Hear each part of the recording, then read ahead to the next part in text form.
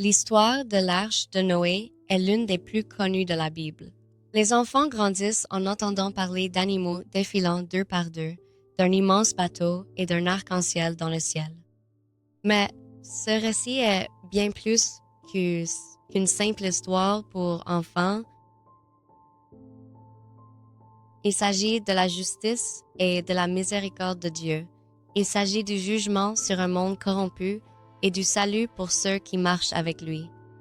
Il s'agit de foi, d'obéissance et d'espoir face au désastre.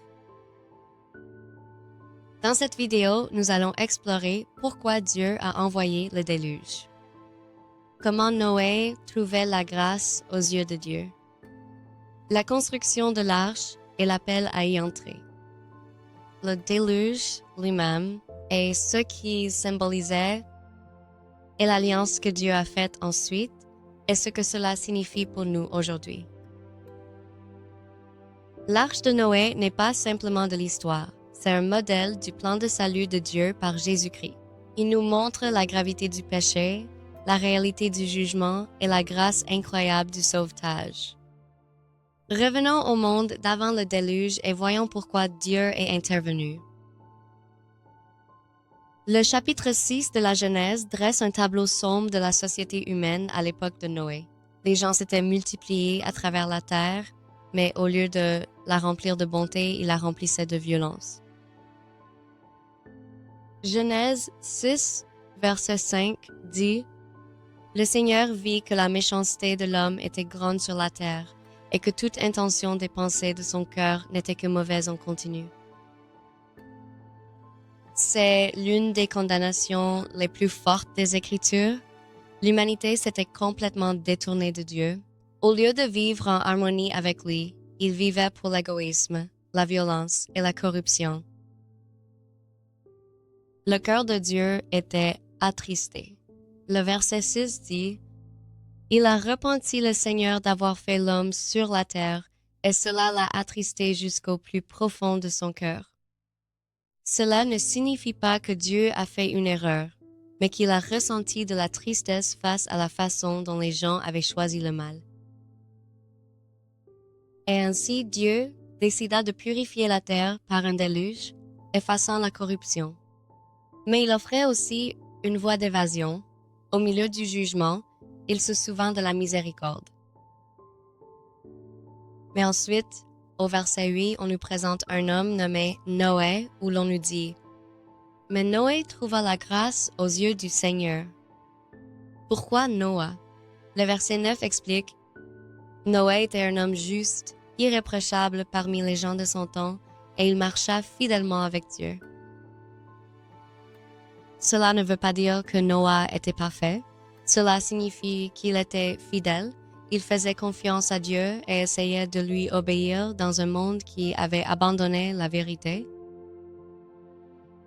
Hébreux 11, verset 7 dit « Par la foi, Noé, averti par Dieu d'événements encore invisibles, dans une peur révérencieuse, construisit une arche pour sauver sa maisonnée.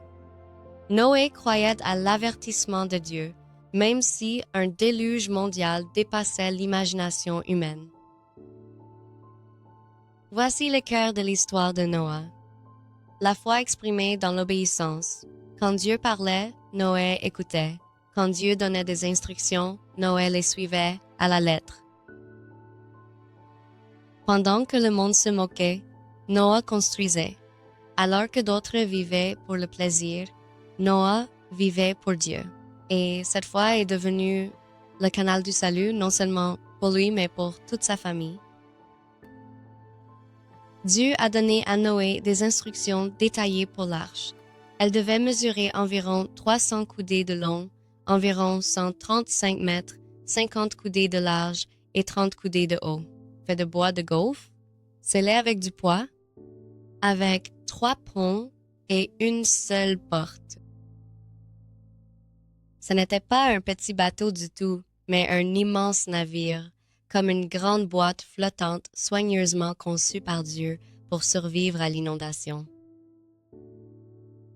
Noé a travaillé fidèlement, probablement pendant de nombreuses années, à construire cette immense arche sur la terre ferme. Pour ses voisins, cela devait sembler absurde.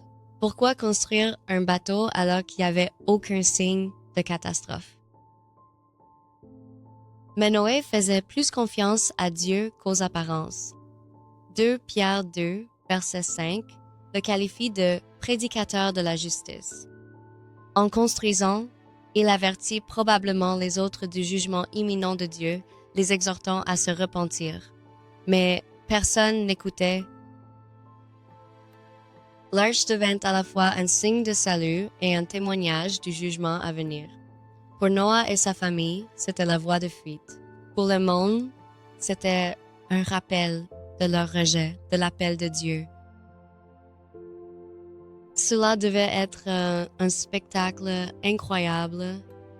2 de chaque espèce d'animaux terrestres impurs et 7 de toutes sortes d'animaux propres et de créatures volantes, tous rassemblés par ordre de Dieu. Ils montèrent tous à bord de l'arche, puis le Seigneur ferma la porte, et la pluie commença. Pendant 40 jours et nuits, les eaux tombèrent à flot, les fontaines du fond s'ouvrirent, toute la terre était recouverte, chaque montagne était submergée, et toute vie en dehors de l'arche a péri. Mais à l'intérieur de l'arche, Noé et sa famille étaient en sécurité. L'arche flotta sur les eaux du jugement pendant 350 jours avant de s'arrêter sur le mont Ararat. Pierre a ensuite utilisé ce symbole comme symbole du baptême. 1 Pierre 3, versets 20 à 20, et 1 dit « La patience de Dieu attendit au jour de Noé, pendant que l'arche était préparée, où quelques-unes dirent, furent amenées saines et sauves à travers l'eau. Le baptême, qui correspond à cela, nous sauve désormais si nous sommes prêts à nous y soumettre. Tout comme l'arche a porté Noé à travers le jugement à la vie, le baptême dans le Christ nous porte du péché au salut. Après de nombreux mois, alors que les eaux commençaient à se retirer, Noé ouvrit une fenêtre de l'arche et envoya un corbeau. Elle volait d'avant en arrière, sans jamais se stabiliser, car la terre n'était pas encore prête. Puis Noé envoya une colombe, mais ne trouva aucun endroit de repos et revint vers lui. 7 jours plus tard, il relâcha la colombe, et cette fois, elle revint avec une feuille d'olivier fraîchement cueillie dans le bec, signe de nouvelle vie et d'espoir. Après avoir attendu encore 7 jours, Noé envoya la colombe une fois de plus en sortir, et elle ne revint pas, montrant que la terre était enfin prête à accueillir à nouveau la vie. Les eaux finirent par se retirer, et l'arche se posa sur les montagnes d'Ararat, et Noah et sa famille ont pu poser le pied sur une terre purifiée. La première chose que Noé a faite a été de construire un autel et d'offrir un sacrifice. Dieu sentit l'odeur agréable et fit un pacte. Plus jamais il ne détruirait toute vie par un déluge. En signe de cette alliance, Dieu a mis l'arc-en-ciel dans le ciel. Il dit, « Quand l'arc sera dans les nuages, je le verrai et je me souviendrai de l'alliance éternelle entre Dieu et toute créature vivante. » L'arc-en-ciel est plus qu'une merveille naturelle. C'est un rappel de la miséricorde de Dieu. Le jugement était venu, mais la grâce suivait. La terre continuerait, l'heure des semeaux et la récolte, l'été et l'hiver. L'histoire de l'arche de Noé ne concerne pas seulement les animaux et un bateau. Il s'agit de la justice et de la miséricorde de Dieu. Il nous met en garde contre la gravité du péché et la réalité du jugement. Mais elle nous montre aussi la grâce de Dieu, offrant une voie d'évasion à ceux qui marchent avec lui dans la foi. Jésus a utilisé les jours de Noé comme avertissement pour notre temps, consigné pour nous dans Matthieu 24, verset 37. Comme il l'était au jour de Noé, ainsi le sera à la venue du Fils de l'homme. Les gens mangeaient, buvaient, se mariaient et vivaient leur vie normalement jusqu'à l'arrivée du déluge.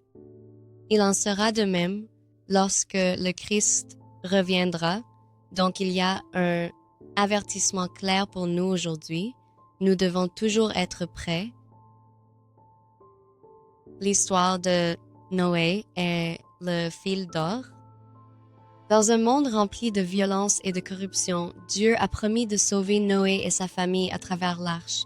Tout comme la semence de la femme écraserait un jour le péché, cette délivrance pointe vers un salut plus grand par le Christ.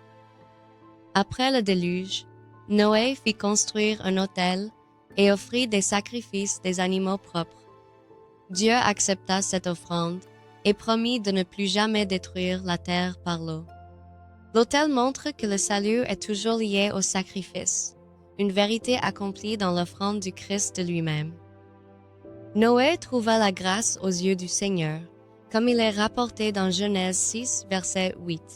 Bien que le jugement soit tombé sur le monde, Dieu a gracieusement fourni une voie d'évasion, c'est Grace et non la force de Noé, qui l'a porté sain et sauf. Le déluge a effacé la corruption de l'ancien monde. Le nouveau départ après l'arche symbolisait la volonté de Dieu de pardonner et de se renouveler. L'arc-en-ciel dans le ciel se dressait comme un signe d'alliance de sa miséricorde et de sa fidélité. Les habitants de l'époque de Noé ont eu la chance de se repentir, mais ils ont refusé. Noé choisit l'obéissance, construisant l'arche malgré les moqueries, et sa famille fut sauvée. Chaque personne fait face à la même décision, faire confiance à la voix de Dieu ou la rejeter. Pierre explique que l'arche préfigure le baptême dans 1 Pierre 3, versets 20 à 21. Seules quelques personnes, 8 au total, furent sauvées par l'eau et cette eau symbolise le baptême qui vous sauve désormais aussi.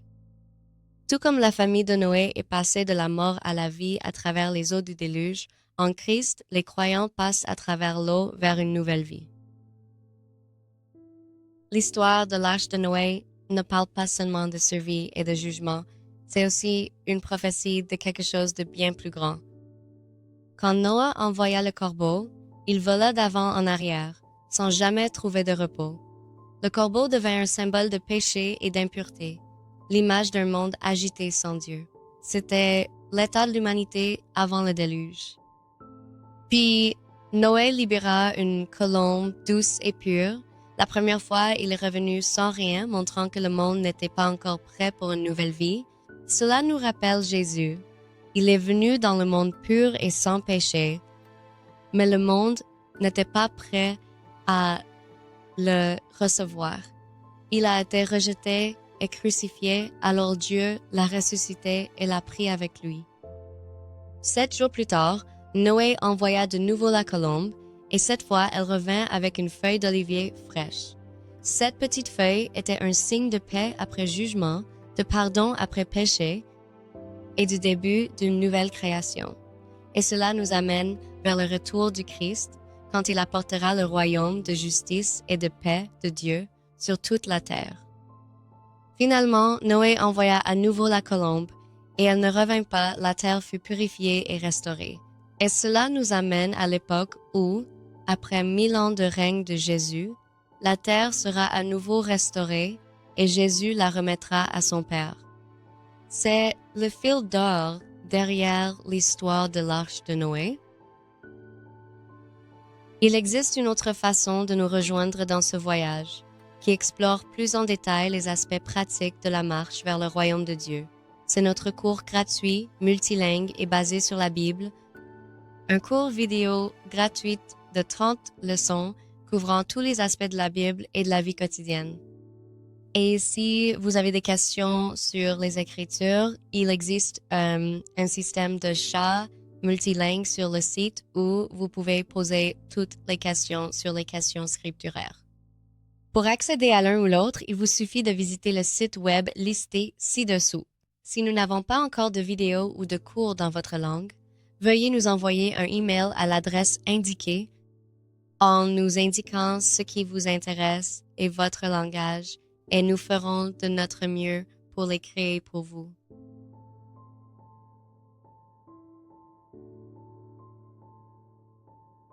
Que Dieu te bénisse sur ta marche vers son royaume.